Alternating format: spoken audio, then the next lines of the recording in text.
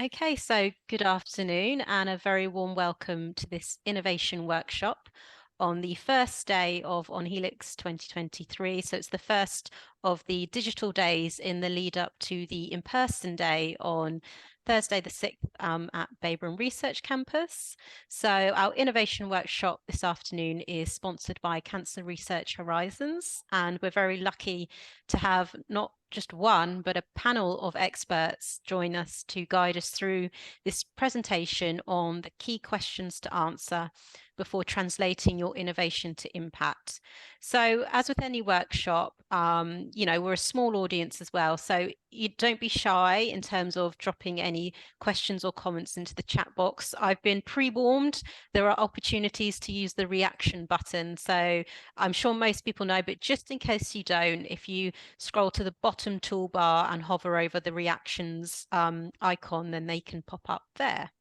So I've explained we're recording, so that recording will be made available on the conference app for 4 weeks post this session, and that gives you a chance to recap in case you've missed any information you'd like to recap on, or if there's other people on the app which you didn't see join today and you think they would benefit from listening in, then there's your opportunity to signpost them to something they would find useful.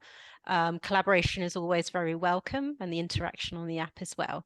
So we're joined today by Phil Berry, Search and Evaluation Commercial Partnerships, Olivia Edwards, Business Development and Commercial Partnerships, and Alessia Erico, Associate Director of Search and Evaluation and Entrepreneurial Program Lead and Commercial Partnerships. So thank you for putting that all on the first slide so I could see that very easily.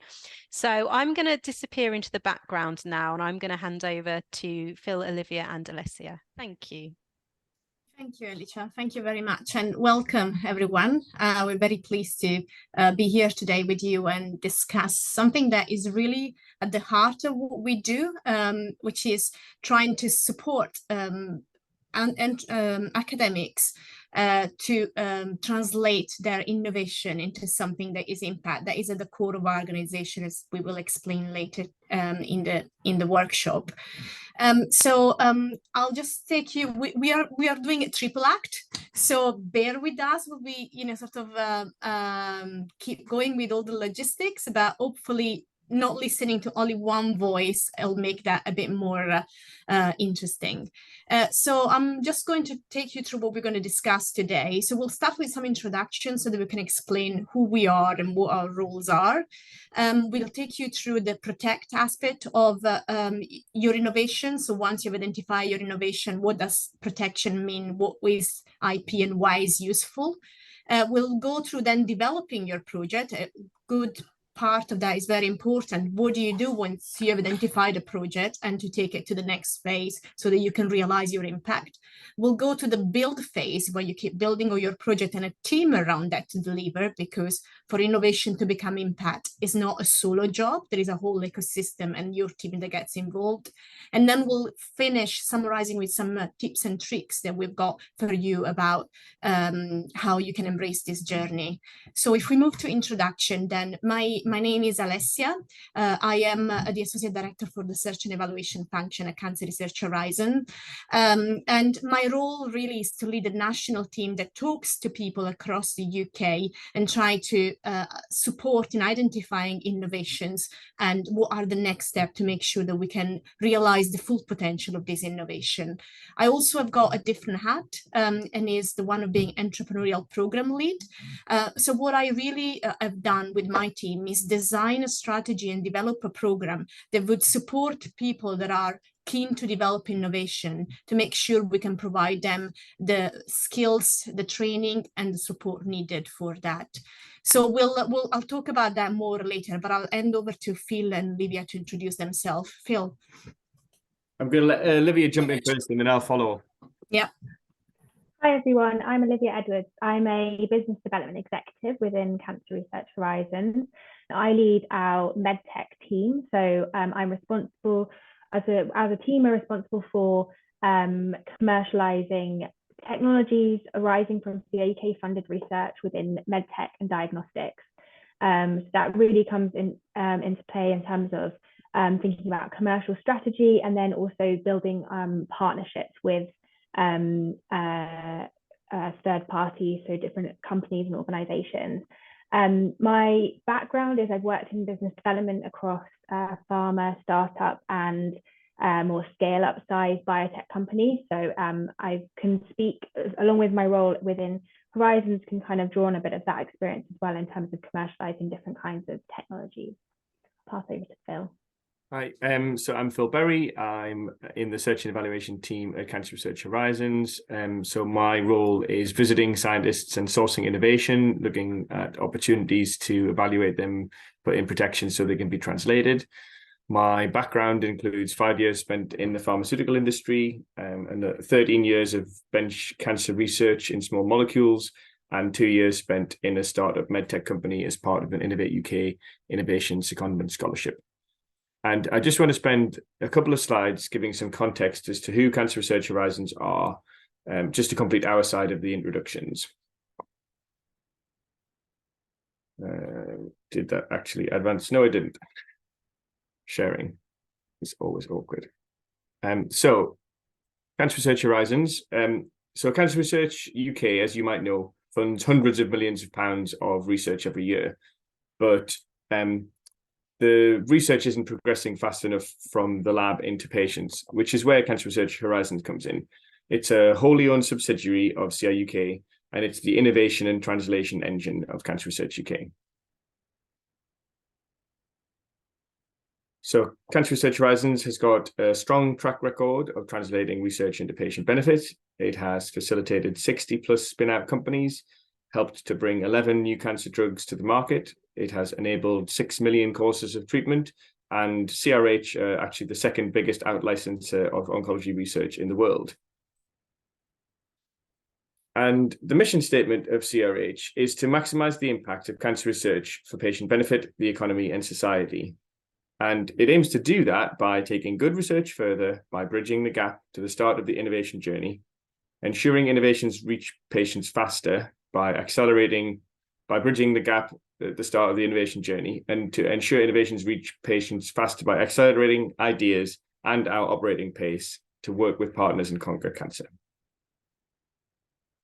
We provide our scientist network with access to a local representative, for example, someone like me in their institution, but also access to national expertise where they can receive support on regulations, product and business development, intellectual property, licensing, and collaborative research. We can provide funding to help translate their research towards patients, and we can advise and help manage drugs, devices, diagnostics, data, and software. We can enable access to drug discovery and development infrastructure. I'm just going to pass over to Alessia now to discuss a bit further about our entrepreneurial mission.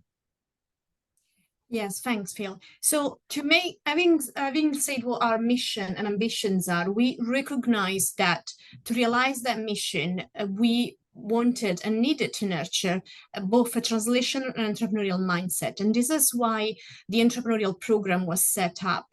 So our program was built out of what we got out from a consultation with different people in our community, both academics, industry we were interacting with, investor, and so on. And we wanted to provide a program that would address the gaps that were identified. And those were around 3 key pillars: the training, as I mentioned before, so to make sure that people had the skills to embark on this journey, to provide access to the support, network, funding, and infrastructure available, and to make sure that we could create and nurture a supporting culture and environment, which is extremely important within this context. And I think the bigger thing I want to highlight here is that all our programs are open to all researchers. As long as they're working in the cancer space or health that is applicable to cancer, we'll welcome you on the program. You don't need to be funded by by Cancer Research UK, this is open also to all career stage. And just to give you, Phil, next slide, please, to give you a flavor on what the program entails, as I mentioned, it's got different things from innovation competition to events like Innovation Summit, and to flag, we've got a summit coming up in London on the 21st of November. We've got different business accelerators, we've got training and customer discovery program, as well as we'll be launching soon a mentorship program. At the bottom of this slide, you see all our partners, as our business model is to deliver through partnership and partner with a key organization in this field to provide you with a supportive ecosystem. And in the next slide, you can see a flavor of what we have done so far, from some, the Innovation Summit to the slide where you see the sort of awards, the fourth one on the top is our Innovation Entrepreneurship Award that were launched last year. And this is exactly to sort of reward and recognize people that have been active in the translation and entrepreneurship space. But I won't dwell on this. You can find all this information on our website. I just wanted to give you a flavor of what is there to support you. And now what we will do, we'll go into more details in what how we can address, the questions you have around developing your innovation to impact. Thanks. So I think, as mentioned at the beginning, now is a chance to use some emojis to vote. So I think we have it'd be good to just get a bit of an understanding about you and who we're talking to, so we can tailor the rest of the workshop. So the first question is, have you had any form of entrepreneurial experience? And if you could just use an emoji to vote your answer to this question. So yes, lots, a little bit, none, or what does entrepreneurial mean?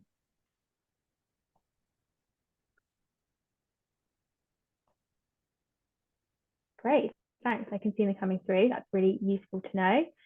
If you go on to the next slide, Phil. The next question then is, have you been involved in or with a spin out or startup company? Again, the answers are yes, I'm hoping to, but haven't. I don't think it's for me, or what is a startup?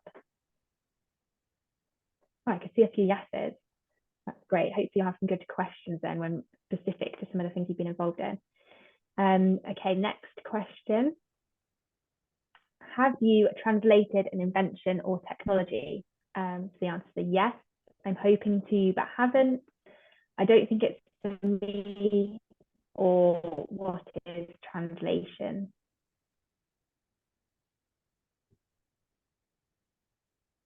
Great, a few I'm hoping to, but haven't. So hopefully this workshop will be useful to you. And if we go on to the next question, have you got an idea for an invention but aren't sure what to do next? So the responses could be yes, but I know what to do next. Yes, and I'm not sure what to do. I'm still working on the idea, or I don't have an invention. Oh, great. Someone's already got an idea of what to do next. Cool. Well, hopefully this will then just be some confirmation that you're thinking along the right lines. And I think that is all the questions that we had, Phil. Yep.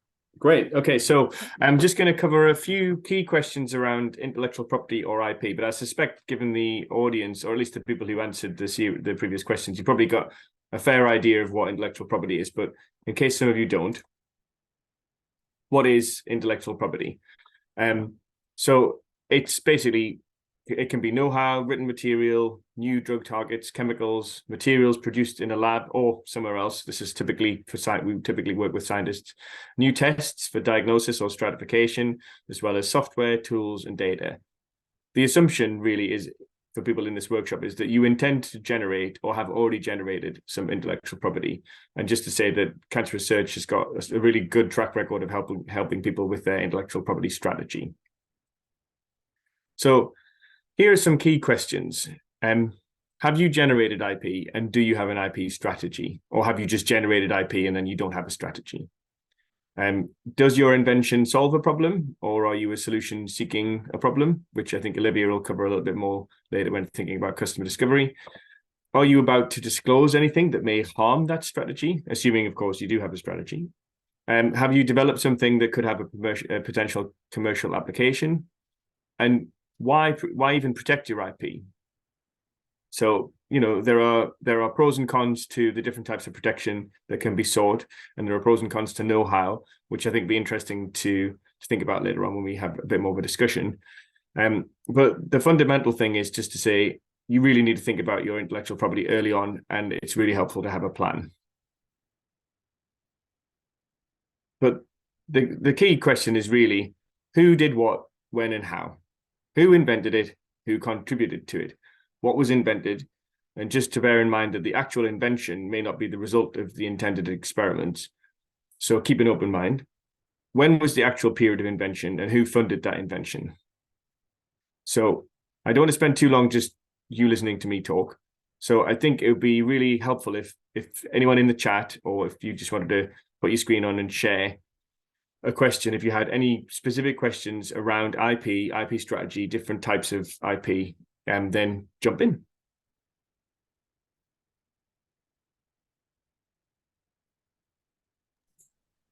Just to add, if it's easier just to unmute as well, feel free. Oh yeah, you don't have to be on camera, just speak away. I mean, what are the common pitfalls, Phil? Might be a thought that comes to my mind. I mean, IP is so essential, but there must be things that occur time and time again that Yep, there are. trip earlier stage newer entrepreneurs up, I guess. Or if you're in a different area of innovation with a different sort of technology, then maybe there's different considerations around what is patentable and what isn't. And yeah, that's a really good point. So I think one of the things which is often really common is that, I mean, it's one of those things, if you've got an idea that you're excited about, it's natural that you want to talk about it. I mean, and part of what you're trying to do is gain enough interest that you can actually do something with it, or even just tell people so they can tell you whether the idea is any good. But the problem with that can often be that if you once you start to disclose the invention, it becomes difficult to put any really strong protection in on the invention, especially if you're thinking of a patent. So there's a delicate balance between getting people's interest and looking at and not giving away your idea or your invention. I think if you come from an academic research background, you're probably more on the side of default to share information and less thinking about what happens to that information. If you work in a private organization, your default is probably not to share, and you'll be keeping things secret because you'll be following company policy. And you lose access to customer discovery if you don't tell someone about your invention, because they can't tell you that they would never use it. And if you are looking for customers and trying to find out if the invention actually solves a problem, you might have already given it away. So I think that's probably the classic delicate balance that people have to navigate. I would also just add to that I think that's where the expertise of the TTO, and so for our CAUK funded researchers, that's where Cancer Research Horizons can come in, and that's why we have these regional translation managers that can really offer that expertise and understand the need, for example, to publish and talk about your research, but also so they can work together to try and protect it while enabling researchers to do what they need to do.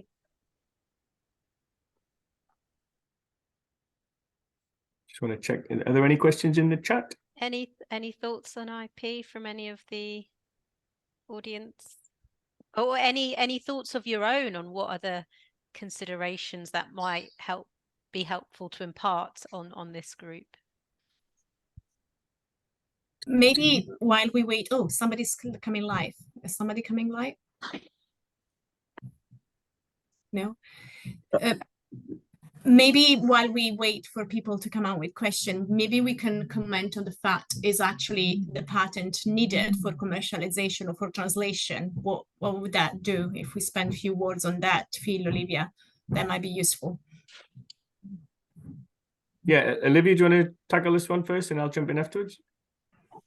Well, I can do, but I think I'd also be interested in your point of view here as well, because this is something I've heard come up from researchers, is the feeling of whether do we have to patent? I think there's different types of IP, and you don't necessarily need a patent to commercialize. There are advantages of having one, so from a commercialization perspective, but it does depend a lot on the kind of IP and the kind of technology you're talking about. So, for example, in the world of software, a patent isn't necessarily the right route to go down.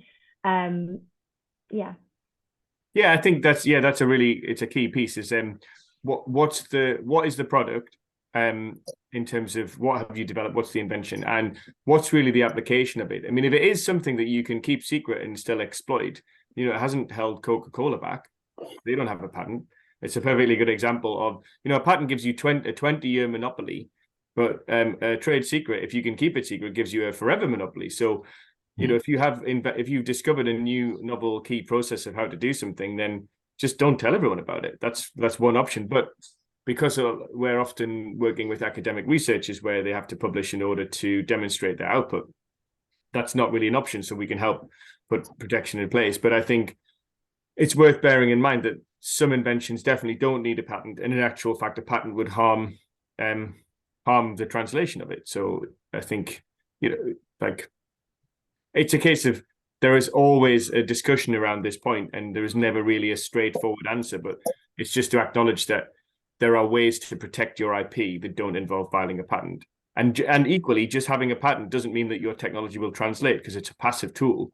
All it is basically something that says you own it. It doesn't mean that anyone's going to buy it. You still need a plan how to use it. So I think to summarize what people, and I'll come to answer the question, what Phil and Olivia have said, clearly, you know, a patent is a tool. Coca-Cola is the great example of the best kept trade secret. It's actually, you know, I know someone that worked at Coca-Cola, and actually there is probably only a couple of people that know the full step needed to get the Coca-Cola in the form that we drink. So it's also difficult to keep trade secret. But in terms of the sort of patenting, it does provide a limited, but it does provide an exclusive right, you know, to do something, and so gives you and the people you want to collaborate with some competitive advantage. Now, the question on the chat is, any thoughts on which patent to apply for, i.e. UK, US, or worldwide? Now, this really depends on the so there is different stages to the IP. So the first consideration is who made the IP, so who are the inventors. If we are in a normal scenario, we're working in the UK, we will normally file a priority application, what is called a priority application in the UK. However, if any of the inventors are from different countries, namely the US, Greece, Italy, Spain have got specific a law around it, we are obliged to file the initial patent in other countries. If the question comes more about what do you do after with your IP strategy, after the first step, when you have to broaden up your patents and you go in different countries, then the development plan is quite important. What you want to do, what country you want to enter, where are the partners you want to sort of sell your invention to, then will always drive your strategy. And remember something, patents do cost money. Once you get to the national regional phase, so you know you go in US, UK, in all Europe, and so on and so forth, the bill easily scale up. We have filed a patent recently in a number of countries, and the bill was £80,000. So you know it really goes from the £5,000 of the priority filing to scaling up quite rapidly. So you do have to have a plan. I think the key thoughts here is think about your strategy early on so that you can develop your opportunity accordingly and have a strategy in place. Is there any other question? I think not. So perhaps in the interest of time, we can move on to the develop aspect. Thanks. Yeah, and if we can just go on to the next slide. We've tried to kind of plot out some different questions and steps to think about when developing your invention. And obviously this isn't going to be completely comprehensive, but I think thinking through these questions would be helpful in the development of an invention to take it through towards patient benefit. So first off is defining the problem and your value proposition. So this is really key, is what is your problem? What problem is your technology actually solving? And what is the unmet need? And then think, is this really a problem? So I think a lot of times people come up with a technology and try to shoehorn it into something, but going back to really thinking about what problem you are solving is important. And then we can start building out an idea of kind of the competitive landscape. So how is this problem currently addressed? That gives you an idea of your current competition. But then your technology is probably very early stage. So that by the time it gets to the point of treating or helping patients, maybe other technologies will have been developed in that time. So it's also important to think about what other technologies are in development to solve that problem. So that gives you an indication of future competition. Obviously, that will need to be monitored over time as that will change. And I think here, something I've come across before is people being quite narrow in terms of what their feeling of competition is. Actually, if you think about it from what the problem is that you're trying to solve, then that helps you to come up with a more comprehensive view of your competition. So for example, if you've got a liquid biopsy technology looking to identify a particular biomarker in a particular indication, you don't just want to look at other liquid biopsy technologies. There may be other types of diagnostics that are being used for the same purpose, and that would also form part of your competitive landscape. And then once you've got that idea, I think it's then move on to thinking about how is your technology better than what's currently available in development. And the most important thing here is thinking about improved patient outcomes. But then there could also be other things, for example, cost saving and time saving, which could have impacts on, for example, when you're thinking about the NHS, often those factors come in. And then what's really important, and I think possibly a common pitfall, particularly from people with a very academic background, is articulating your unique selling point or value proposition succinctly. And this may need to be different for different audiences, but really getting across the message of how your technology is solving the problem, and that's solving the problem better than anyone else can, is an essential thing to put a lot of thought into. Once you have those kind of sorted out, I think then it's moving on to understanding the market. So here, oh, it's actually on the same slide, Phil. So that's thinking through from your early stage technology you have, what's the end product or service actually going to look like? So it's going to be a therapeutic, a biomarker, a diagnostic assay, a combination of different things. And then who will be the users of that technology? So is it going to be clinicians using this, or patients directly? So is it going to be, for example, an app that patients interact with? Will it be a healthcare system? And how does that fit into the current and future clinical treatment or diagnostic pathways? So that's really important to think through, and probably something that you'll need to seek advice on depending on your background and experience, is understanding the fit, and depending on the geography that may differ. That feeds into who's going to pay for this technology. So the users might be very different to who pays for it. So for example, in the UK, you would need to get approval from NICE to be used in the NHS. And they have specific criteria that they think about when deciding whether a technology can be taken into the NHS. And so thinking through that criteria and building that into your development and commercialization plans, so that you have the right data to both support the use of your product, but then eventually whether it will actually be implemented into the healthcare system.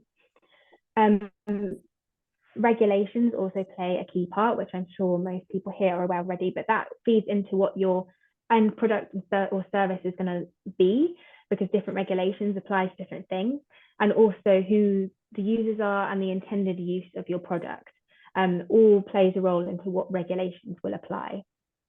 And then I think we get to the question of, is this a commercially viable proposition? And several things factor into here, both the questions before, but also thinking about your market size and how much of this you will capture. What's the market need and the market potential? All feeds into the commercial viability. And that then feeds into what your commercialization strategy should be, what makes most sense. And I think for all these questions, there may actually be multiple applications of your technology. So we see a lot of early diagnosis technology. So there's a grant that's gone out for a piece of work in early diagnosis, but then the technology that comes out of it actually could have applications, for example, for treatment monitoring or residual disease detection. And so it's important to think about the different indications and use cases of your technology, thinking through all these questions for those different use cases, and then trying to prioritize, because you can't do everything at once. You can't go into all indications, all use cases, because different things might apply in different cases. We then need to think about the technology itself and you as an inventor. So what stage of development is your technology? What data and evidence do you have? And what resources do you have to develop the technology further? I think thinking about what are your motivations? Do you have entrepreneurial aspirations? And how much involvement do you want to have in the onward development of that technology? And all these questions should then feed into your scientific, technical development plans and commercialization strategy. And will probably change over time, but it's important to kind of think through and continually be iteratively thinking about these questions as your technology develops. If you want to move on to the next slide, please, Phil. So just a few points on developing your product development strategy and commercialization strategy. So I think it's important to think through what do you need from a technology perspective to strengthen your patent. So if you've filed on the IP and you can add to that filing with more data, seek some advice into what would actually strengthen that patent. So IP lawyers can normally advise on that kind of thing. What validation or proof of concept work do you need to convince partners and investors? This again will be iterative. So as you speak to more partners and potential partners and investors, you'll get an idea of what they're looking for. So this will constantly be built on over time. And then what are the next steps and milestones that you think in your product development strategy, and start kind of plotting those out. And then we can think about commercialization strategy. So what is your business model? Who will develop the technology? Who will commercialize it? I think it's always helpful here to look at comparators. So how have other similar technologies been commercialized? What do you think has gone well? What hasn't gone well? And then there are specific considerations for partnering and spin-outs, which we could talk about for ages. So maybe if people have particular questions about that, they can ask. But some just high-level points are thinking about what data do you need to secure a partnering interest or investment? What companies or types of companies could be potential partners? What do they really care about? What problem are they trying to solve? And this comes back to thinking about your USP and tailoring that to the different people that you're speaking to so that you can really catch their attention. And how does your technology fit in either their company portfolio or their investment portfolio? And again, tailoring your messaging to make sure it fits. And then finally, thinking about how you can validate your technology and show early proof points. So it's fine to say, have these aspirations that your technology will solve these problems, but how can you get some evidence early on to show that that's the case? And then just to finish off with 3 kind of top tips that I think are important. So firstly, focusing on the problem that you're solving. This is the first point I came up with. So you want to be pulled by the market, not pushed by the technology. Secondly, starting with the end in mind. So again, that's thinking through what your end product will look like, what problem it's solving. And although this process won't be linear, I think it will always be iterative, but having that kind of vision of what you're trying to get to, I think is very important. And then finally, I think speaking to the right people. So these will be different people at different stages. You'll get different inputs from different types of people, but making the most of others' expertise and not expecting to know everything yourself, I think is very important. So yeah, I think now is time to open it up to questions. Would love to hear any thoughts that people have, questions from your experience. Yeah.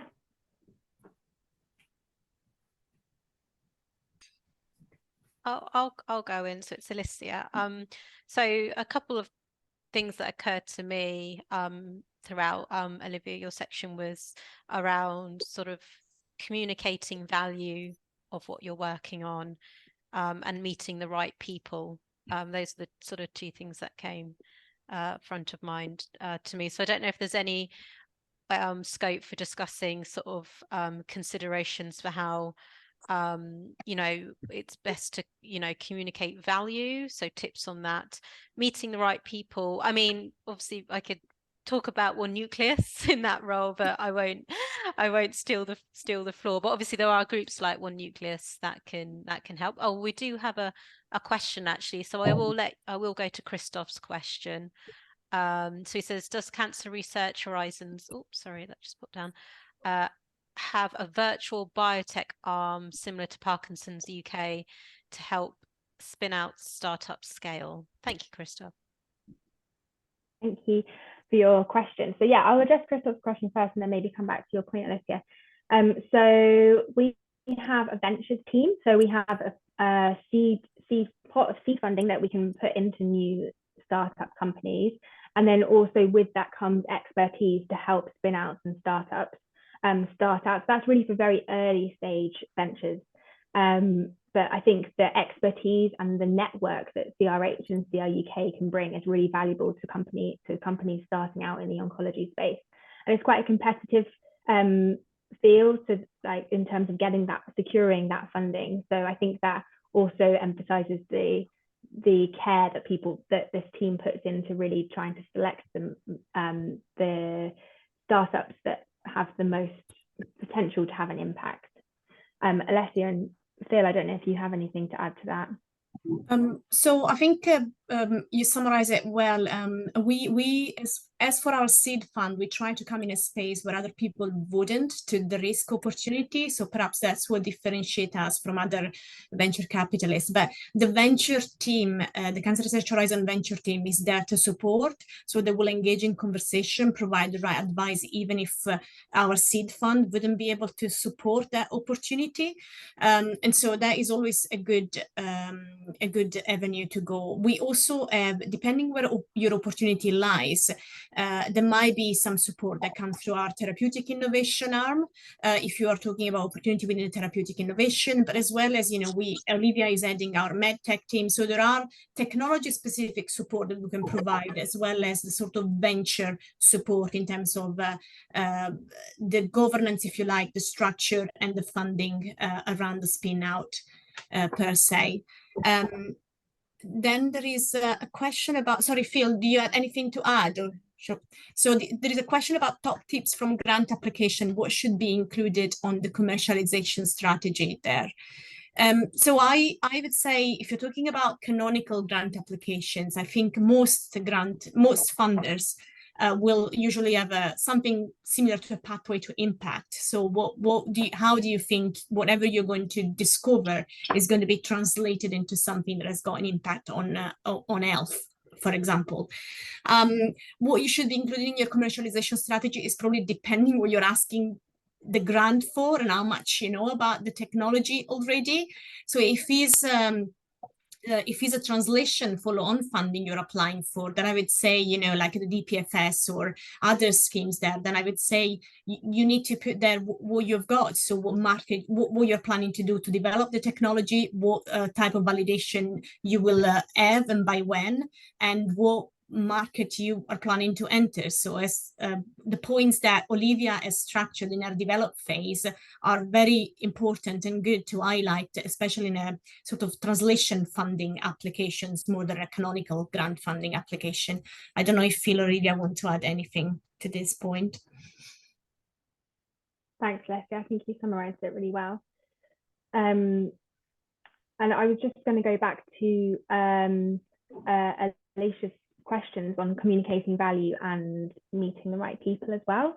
So I think communicating value, I find it often helps to try and put yourself in the shoes of the person you're talking to, and different people will have different priorities and things that they care about. So I think spending time on thinking that through is very important, and especially a lot of people from a scientific background start with a lot of details, and details are important, but I think getting to kind of thinking the bigger picture thinking, and getting to points that the audience that you're talking to will really be able to kind of understand and take to their managers to convince them that you're the people they should be investing in or partnering with. I think that's very important. And then in terms of meeting the right people, again, this depends on the stage that you're at. So if you're doing some early market research, then using your own network, your university's network, I think is very important. Asking other people for introductions. I think having a list of the types of people that you're trying to reach, I think is very useful, so that you can, whenever you go to say a conference or something, you know the kind of people that you're wanting to speak with. And I think being open to changing who you think are the right people to speak to. So you might speak to one person, realize, actually, that's not exactly the kind of company we're looking for, but you'll learn something about the kind of structure of that area. For example, the world of diagnostics, maybe there's different types of diagnostic companies, like people who actually develop their own tests, people who are the ones that are selling them. And so I think any conversation that you have, you're going to be learning something that can inform the next one. And then, yeah, we use a lot of partnering conferences and business development. So you kind of have 30-minute sessions with different companies where you can pitch ideas. That comes a little bit later when you're actually thinking about licensing things. But there are ways to meet new people in new companies that you haven't met before, other than kind of cold emailing, cold LinkedIn messaging, which sometimes does work as well. So yeah, there's a variety of ways, I think, to meet the right people. And then there's a question here. There's a couple of questions actually. Oh, one of them is quite long. So Olivia, do you want me to go with? I've read the question, so perhaps I can. Oh yeah, sure, go for it. So the first question is about how we, if we are in charge of the 60 biotech we have set up, and also the licensing deals. So I think we are, the answer to that is we start up company, then things evolve and develop, and company go through different stages. So we remain involved, but we don't actively manage when they sort of grow and become independent companies. But we remain actively involved. In terms of the licensing deals, we really depends what the deal is. We remain heavily involved if there is a research and collaboration aspect associated with the licensing deals, but also we have a post-management team that makes sure that the deal is followed through, really. So we've got different functions that enable us to keep an eye and project manage all that we have got in our pipeline. There is also some comments on the IP in this question, which are really valid in terms of establishing alliance and partnership early on, because that is really important indeed. And there is some comments about the national phase and the patent filing. And there is a comment about USA, China, and major European territory. That is absolutely right. I would say that it's always important to ask the expert. It really depends on the technology. We're also very much in favor of filing in China, but really depends on the technology, because some patents are more enforceable than others in certain territories. So always seek the advice of the patent attorney on these aspects, because those are very expensive, specifically China and Asia. They've got the translation fee associated, in Japan, sorry, I've got the translation fee associated to it. So it's always worth, but it's a very good point. You know, those are big markets, and so certainly worthwhile exploring them. There is something else about the pitch deck, how many pitch deck opportunity that we consider per month. So there is no fixed number. The team is, you know, working very hard to sort of look at the different opportunities. So it really depends how many come through the door at one time, but we don't have a fixed number. We try to see as many as we can. I think that would be the right answer. Phil, I'm mindful that I don't know if you've got any comments specifically around the perhaps the other question around the alliance and partnership to come early on. Not really. I just had one thing to consider, to bear in mind when you think you've done something wonderful and you want to tell people about it, is that nobody cares how clever you are. They just want to know if you've solved their problem. So if when you're talking to people, you aren't explaining how you have solved their problem, then you haven't got your messaging right. And it's always worth bearing in mind. You need to think about how you communicate that depending on who you're talking to. So just keep that key. Thank you, Phil. Shall we move on to the next session?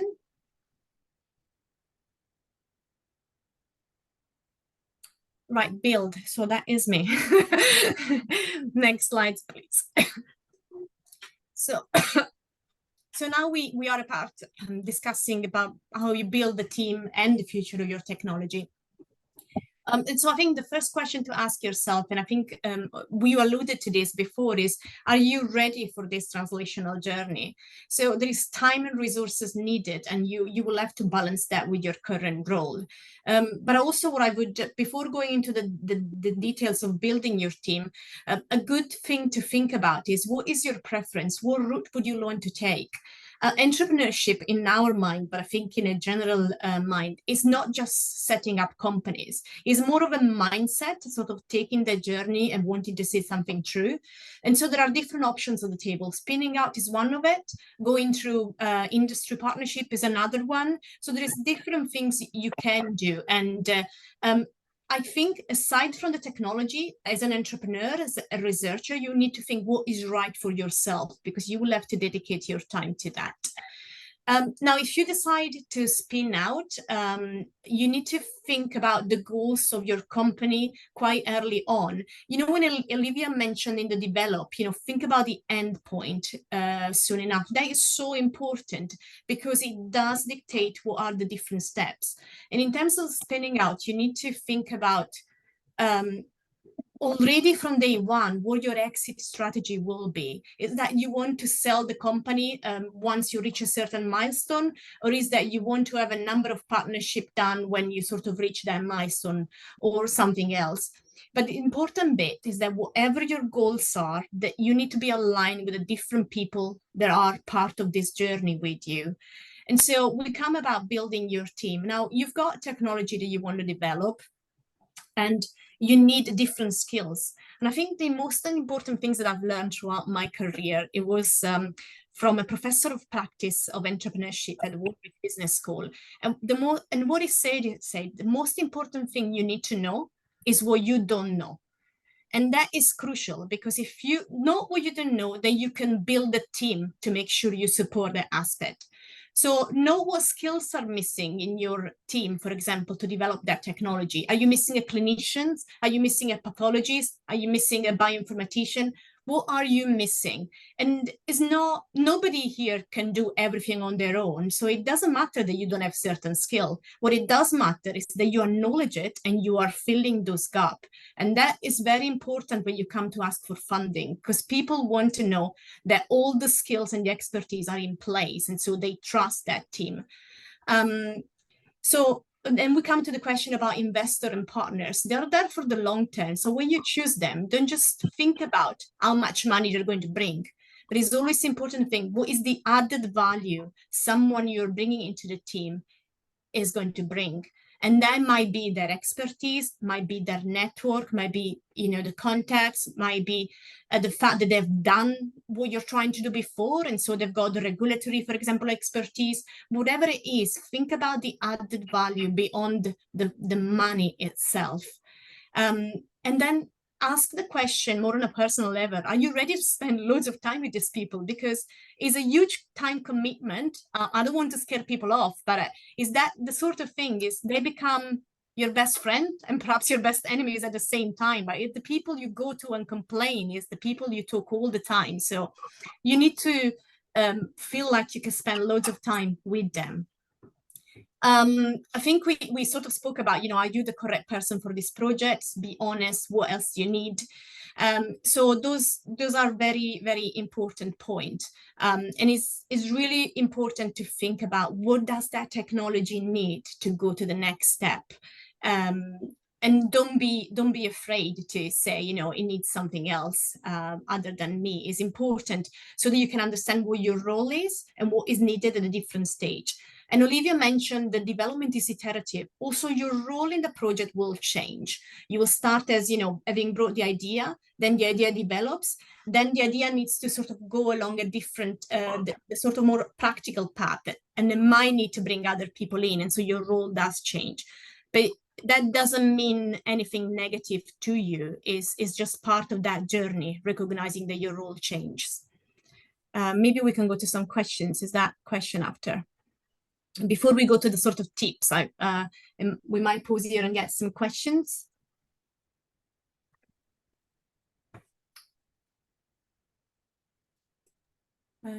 Just a thought from me while the audience is thinking, Alessia. What sort of importance would you place on building a team that has sort of diversity in terms of sector background? Do you think that's an increasingly important consideration in our industry in particular, given that the technologies that are shaping it can often be sort of influenced by, you know, maybe sort of the tech-enabled side or software? Any thoughts around that?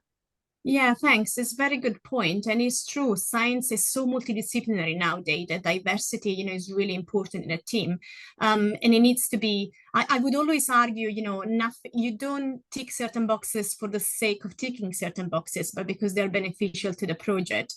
But it's absolutely true that, you know, the people I mentioned in a team, you will certainly need, you know, somebody that understands the clinical aspect, as somebody understand the technical aspect, and someone exactly probably more on the software bioinformatician side, the different things that depends on the technology, but it's absolutely important, you know, that there is a diversity of skills, expertise across the team. And I would say it's really, you know, people sometimes think a great idea is enough, but it's not true. A great idea sometimes won't have as short legs if there is no a good team behind it. But perhaps a mediocre idea will go very far with a great, composed team behind it. And that is really important because people make things happen. And investors, when we come early stage, they sometimes, you know, put a lot of emphasis on that team aspect. And that's why that build phase is so important, because the team does matter. Could I jump in with a question there, Yes, just while please. people are still thinking? So I was just wondering about, so it's say someone's new to entrepreneurship and they're thinking about taking a technology forward. There's a point where you have to consider, do you need to bring in someone who's already done this, or can you train yourself or be mentored to get good enough at doing it whilst you're going? And I would just be curious to hear what you think about that. Yeah, it's a great point, Phil. And I think I'm not sure there is a one universal answer to that. But I think a good mentor is a really great starting point at the beginning. I don't think, you know, if you want to start as an entrepreneur, the fact that you've not done that before, it shouldn't really stop you. But yeah, mentorship and learning from others is important. And you don't, I think you don't immediately have to bring other people in to do the job you would want to do, but getting advice is important in the early stage. However, you know, the important thing is recognizing that sometimes if you want to start a company, there is a life cycle of that company, right? And you get to a certain point where it becomes more about the market and the commercial aspect than not the technology. And that is probably where, you know, the weight shifts, and maybe that you need a more experienced CEO. You know, you bring somebody in that, you know, will bring your further funding, is more focused on the commercial aspect rather than the technology that you have developed in that first phase. So I think it's understanding that different people will bring different aspect to it, and you can grow from being an inexperienced entrepreneur perhaps to be a good CEO of a company and change. That will require a different type of training, but if that's what you want to do, I think there is room for that. It's always down to understanding what you want to do. That is important. Yes, Can I Yes. ask a question? Yeah, this is Marshall Mao from LinkedIn Pharma Solutions and also medicine. My question is regarding, you know, the license deals, and typically for the CRH, the companies, what kind of stage prefer to license out? Is some is preclinical, or is the clinical stage proof of concept stage? I'm not sure I understood Olivia, did you understand the question? Yeah, okay. The question is because certain companies, you know, because of shortage of fund, they license out early on preclinical stage. But other companies, they have deep pocket. They say, no, we don't consider even regional, or we are plenty of money. We want to develop up to phase 2A with the proof of concept. Then we can consider license out. Yeah. So my question is, with your portfolio of companies and what their preference? I think there's so many different factors involved there in terms of the stage of an asset that you would license it, and many different kind of commercial factors, technology factors, the environment at that moment, the funding that you secured already, the kind of appetite for those types of assets with other companies. It's quite difficult to say generally what the stage would be. So for example, if you're taking an asset to phase 3, that's a huge amount of funding. You need the clinical setup to be able to develop that. Whereas it's quite a different type of company and size of company to take an asset to preclinical and license out. So it kind of comes down to the business model of the company, the expertise, the funding. I think, maybe doesn't answer your question very specifically, but I think it's quite difficult to generalize because there's many factors at play. Okay. All right, understand. Okay. Thanks. But I think what is also not said there is that we don't necessarily have a hard and fast no rule. It's more a case of each opportunity would be judged on its merits rather than like, you know, some funds are basically, we won't fund this, and that's not necessarily how we approach things. Okay. Yeah, another question is Cancer Research UK. You are, you know, the largest charity to sponsor and also carry out research on cancers. China is with the largest, you know, cancer population, and also there are a lot of Chinese companies develop, you know, assets in this field, and some of those are quite successful, and now they license back, you know, to some of the multinationals. And in the past, is unnoticed is not so many Cancer Research UK assets, you know, had the license deals with China-based companies. I myself, with Link China, you know, help UK, European biotech companies negotiated many licensed co-development and licensed distribution deals.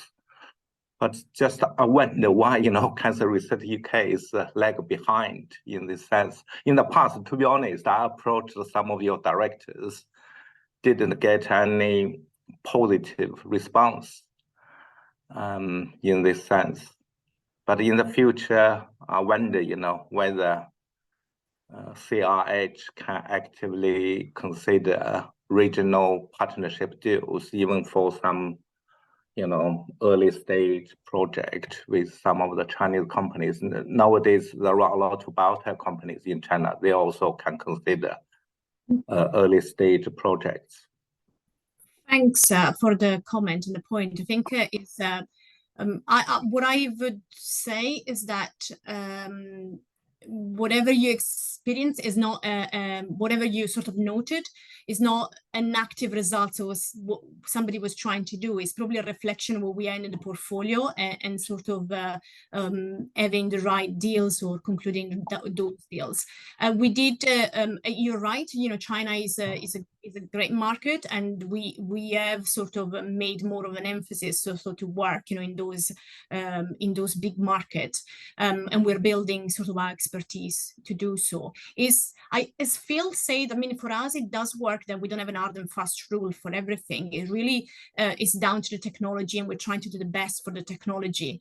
And so, you know, certainly I can't comment from, you know, any specific example, as you were mentioning, you know, reach out to our director in the past, but I do know that, you know, we're very careful and trying to look as for many opportunities as we can, and trying to develop and sign as many deals as we can to advance the technology, you know, to make sure they can reach patients. This is the first and foremost objective we have. Olivia, do you want to add anything? I think we're mindful of time, so I wanted to get to the tips slides. I think you've covered it well. I think if we want to get onto the tips slide. Yes, that's good. So Phil, do you mind to go to the tip slides? And next one. So I think this one sort of summarizes a bit all what we have said so far. And those are clustered for, you know, tips for you as an entrepreneur. And so try to understand yourself and what your goals are. Engage with your TTO if you're an academic. Try to grow your network in terms of mentors. You know, what Phil mentioned about, can you have a mentor that is experienced, somebody you can learn from, peers that have done the thing before, they can tell you about tips, you know, and how they have done their experience and what they've learned from it. Socialize with your ecosystem is really important. All these networking events are really important. Talk to colleagues, be mindful of what is confidential and what is non-confidential, I would say. But also have your elevator pitch ready. You know, I do this mistake so many times. People tell me in 1 minute, tell me something about yourself. And you need to be very, you know, tell what people what you want them to know about you, right? I always come back thinking, oh, I should have told this, I should have told something else. So think about your elevator pitch, have that always ready, depending on the people you're talking to. And your idea, I mean, we talk about IP, be mindful of disclosure, be sure you have an IP strategy. The problem, you know, are you solving a problem? Talk to people that will have to implement your invention, you know, to understand exactly what is needed and what the market is. And importantly is listen to feedback. I mentioned the sentence, know what you don't know, but you have to listen to feedback and be comfortable with failure. You know, they say in the field, they say fail cheap, fail fast, and learn from it. But the thing is, failure is not a negative word, you know, and I'll show you, I think in the final slide, there's something like failure is one of the steps towards success. You know, you can't succeed without failing. So embrace it and just learn from it. Next slide, please. So I think here there is a general tip more if you're thinking about a spin out. We mentioned the team. The team is very important. Select your investor. Think about the added value.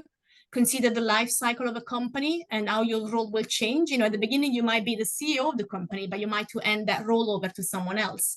Have a robust plan, but a flexible plan, because as Olivia mentioned, things will change through the life cycle.